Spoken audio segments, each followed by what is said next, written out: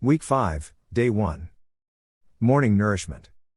Philippians 3:13 Brothers, I do not account of myself to have laid hold, but one thing I do, forgetting the things which are behind and stretching forward to the things which are before.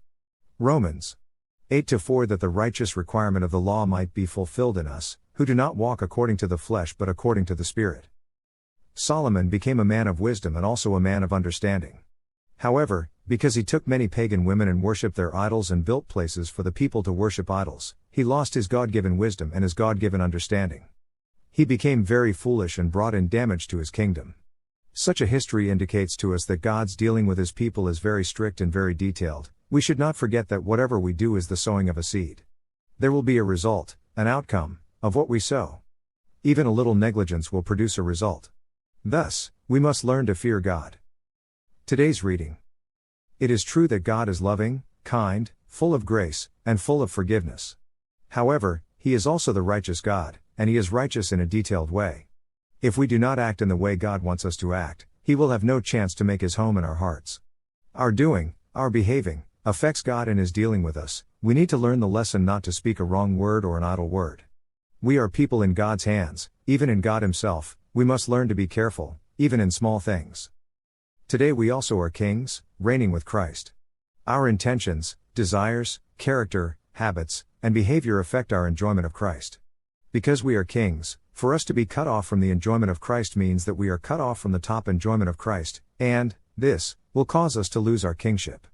Thus, we must be careful, even in the smallest thing. We should walk according to the Spirit in everything. Solomon's fall was in his indulgence of his lust by loving many foreign women. In having so many wives and concubines, Solomon was most foolish. Solomon's fall was also in his forsaking God, who appeared to him twice, and in worshipping the Gentile idols through the seducing of the foreign women he loved. As a result of Solomon's fall, God's chastisement came in.